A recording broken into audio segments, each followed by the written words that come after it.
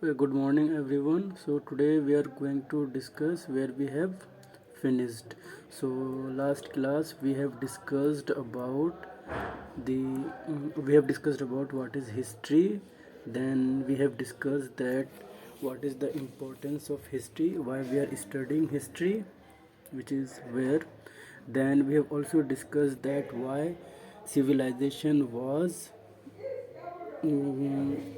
grown or established near the bank of river. So we have discussed all these things.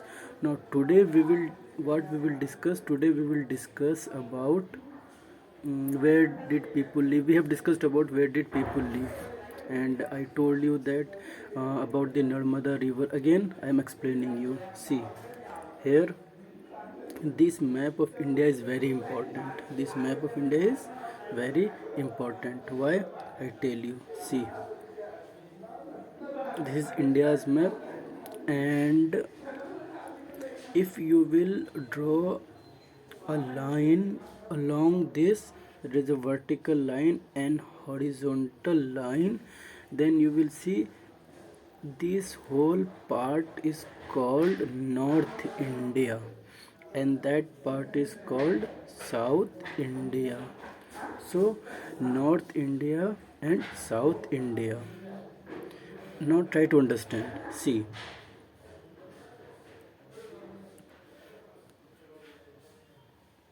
North India. So this part is called North India, and that part is called South India. Okay. Now try to understand.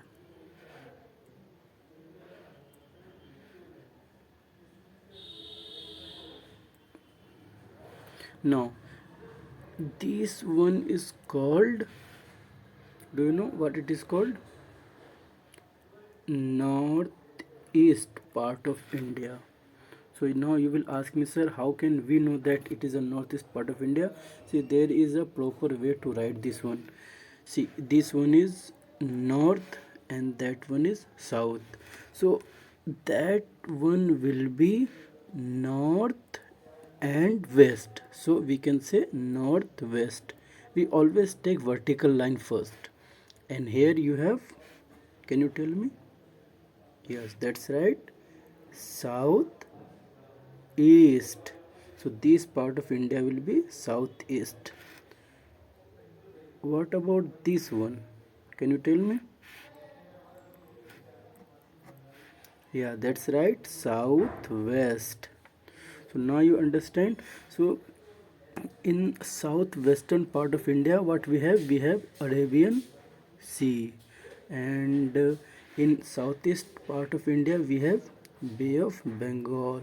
In northeast India we have this one, northeastern states such as Assam. Then you have Manipur, Meghalaya, Tripura, Mizoram. What about northwest? So northwest, this one, Punjab, the region of Punjab and Haryana, you can say this one is a part of northwest, or basically it comes in the northern part. So if you talk about the northern state of India, it is Kashmir. Okay, so try to understand again. See, we have draw a vertical line. That one is West India, East India. So this one, these states are under eastern part of India. Here you have UP, Bihar, Odisha, Jharkhand, and all these states come in the West Bengal, comes in the eastern part of India. So as I told you earlier, civilization grown near the bank of the river, and it was Indus river. It was Indus river. Then we have also discussed about Mahanadi river, and we have discussed about Ganga river. See, this one is your Ganga river. So people were living near the bank of the river. Why people were living near the bank of the river? I told you in earlier time we didn't have the source of water except river, because nowadays we can easily get water. We can get water through canals and through other way. But at that time we didn't have so many sources, so we would depend on river water. Okay, so that's why we were living near the bank of the river. This is the your first reason. The second one was also important. It's very important actually. See, near the bank of the river, the land was very fertile. Why the land was very fertile? Because of the water, है ना, because of the flood plain. When water coming from this part to that part, है ना, it makes this part very fertile, or you can say very good for the production of crops. And that's why people were living near the river, so that they can see. Earlier time, two things were very important, na. The first one is obviously water or drinking water. Second one was food. So life was not too much complicated at that time. Now we have several kind of desires. We nowadays we don't need only water and food. Now we know, nowadays we want luxurious life, we want several other kind of stuff. We want entertainment, we want good society, then we want good house and all these things. But at that time such things were not needed, and that's why people, I mean, that at that time the main thing was river and food, and that's why people were living near the river. Okay, you understand? Okay, now come to our topic. We have discussed traces the river Indus and its tributaries. I discussed about Indus River and its tributaries in my last class. I told you this is Indus River and this is your tributaries of Indus. Tell me the name of tributaries of Indus. Do you have any idea? Yeah, it is Jhelum, Chenab, Ravi, Byas. These are the tributaries, and I explained you what is the meaning of tributaries. Okay, now come to another point which is very important. See this one. I'm going to explain you this part, what it means. What it means. See, come again to this map. See, India, the India that you are seeing in this map, it is comprised of not only India but also other countries which were part of India. You can, this one, see this one here is Pakistan, then here you have Nepal, then here you have Bangladesh, and this one is Sri Lanka, है ना. So India was not only comprised of particularly only Indian part, because when we are talking about India, all those countries were the part of India, है ना. And one of the most important thing you have to understand here is, because of this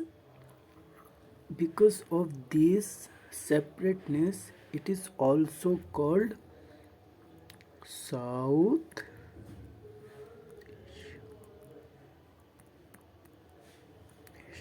Asia. Why it is called South Asia, or how it is different from other parts of Asia?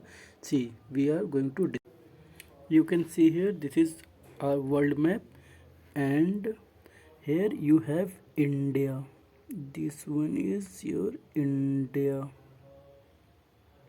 Okay, it is also called South Asia, है ना? South Asia. See why it is called South Asia? I tell you how it is totally different from other parts of Asia. See, this is Himalaya, and it play as a role of barrier. It play as a role of barrier, है ना. So it is totally different from other parts of the Asia. It plays as a barrier, and from this side and that side it is water bodies which play as a barrier. So the culture and the composition of the tradition of the people of this region will be totally different from other parts of the Asia, because it is a complete one land. Okay, it is a complete one land. Here this one is very important. Here this one, it looks like that people can easily connect from one part of the Asia to other part, but it is not possible because here you have lofty mountain, which is Himalayan range, which is Himalayan range. Okay, and it is expanded from here to this part, this one, not that one, here. Okay, because of the Himalaya, there is not too much contact of Asia, South Asia and other parts of Asia. There was a contact, no doubt, because now you know that we have passes in Himalaya, and through these passes the people of what do you know, Central Asia and other parts of the people, they came to India for what, for trade and other businesses, and they fought war also. So because they, how they came from these passes. And another way the people came to India, it was here, see,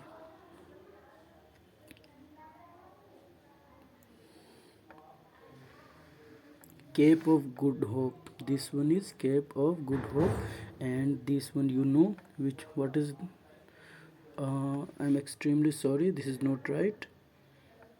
Just a second, sorry, this one. Here you have UK. Yeah, this one is Europe, UK, and Western Europe connected India through this. Yeah, this one, that one is your North America. It was also the colony of this one, so it's not right. No, Europe, this one is your Europe. The European traders came to India through South Africa. This one is South Africa to India, Calicut, you know about the name. And so people came to South Asia through two ways. The first one is Central Asia, but through passes, but it was difficult. And the second one was, it was Western Europe, you know, came through Cape of Good Hope, South Africa to India. Clear? So through these we have cultural variations and different cultural variations and compositions. See, people from this part, when they came to India, they came for trade, no doubt, but they also brought their culture with them.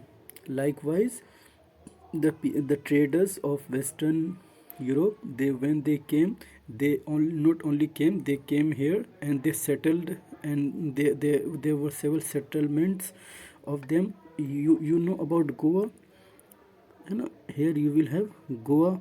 So the Portuguese, when Portuguese came to India, they not only came here, they settled here, है ना? And that's why still today you will find the cultures of Portuguese in Goa and their several kind of buildings. So through this we have cultural variations. And okay, so we have finished this one. I explained you each and everything about this one, why India India and its neighbors are also called South Asia. Now you understand why it is called South Asia. Now come to another part, name of the land. Name of the land, basically why India is called India. So India is called India because of Indus River, है ना? Indus River, because of Indus River. It was firstly Arabs who gave this name India as Indus. Okay. Now come to find out about our past. So before this, if you also want to know anything, I mean, it's written here. Or it's Indus called Hindus, or Indus and land of the east of the river was called India. The name Bharat was used for a group of people. See, the name of the group, the people who were living in that part were also called. The name Bharata was used for a group of people who lived in northwest and are mentioned in Rig Veda. See, I show you one thing.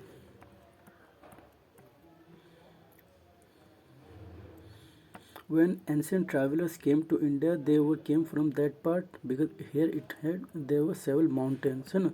So when this river, when they see this river, Indus River, because of this river, because of Indus River, India is also known as, you know, India is known as India or Hind or Hind, the land of Hindus. I mean, Hind basically the meaning of those people who are living in this side. Okay, and Bharat is also called the people who is living in all these sides. So at that time, so even today, if you want to say that who are the people of South Asia, that is, if you talk about the people, why it is, you can also understand the difference. The people who are living in this region, they are similar in their culture, in their traditions, if you will compare to other parts of the Asia. The people of, let us suppose, the people of Sri Lanka, see, if you will see the people of Sri Lanka, they are similar to us in their culture or in their food habits and wearing style. All these things are similar because we were the part of this a big part of South Asia, है ना. Likewise, even if you'll talk about this one, Bangladesh. See, you know about Bangladesh. There are several relatives of those people who are living in West Bengal in Bangladesh. So cultural variation is not found in this region because it was completely a part of one landmass. Okay, and that was called South Asia. Now come to another one. Name of the land we have discussed. Find about our past. See, as we have discussed about that, how will you know about the past? And I told you the first one is book, and also called manuscript. What do you mean by manuscript? Do you have any idea? See, menu. Also, you always use this word manually. You use this word manually. Manual means things which we are doing are with our hand is called manually. So manuscript basically are those kind of books which were written using hand, it was not typed, or it was not especially written in some, I mean, for example, now today you will get typed papers and typed book. So at that time, in ancient time, you didn't have such things. Okay, you people were living using their hands, and that's why manuscript, those books are a great source to know about our past. So there are several ways of finding about the past. As I told you, several ways, and the first one is book. One is search for and read books that were written long ago. These are called manuscripts because they were written by hand. This comes from the Latin word manu, which means hand. These were usually written on palm leaf or specifically prepared bark of a tree, which grow in the Himalayas. See, at that time, people were living in the bark of the tree, or they were writing on palm leaf. Why? At that time, paper was not invented, na. That's why they were living all these things. And when everything is not found, see, it is also written here. See, over the years, many manuscripts were eaten by either insect or somewhat destroyed because there was no such kind of preservation center or archives.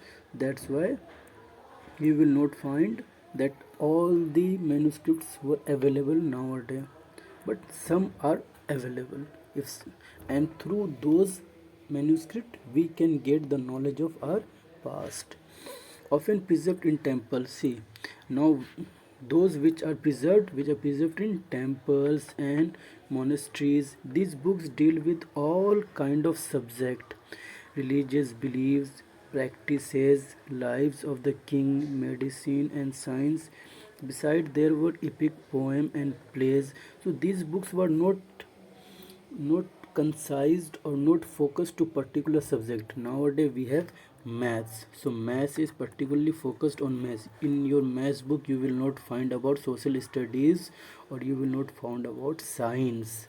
But at that time, the books which were written in that books you will find each and everything. It was a complete book. I tell you an example of a book which is called Republic. Okay, Republic, or another book which is Politics. Republic book was written by Plato, and Politics book was written by Aristotle.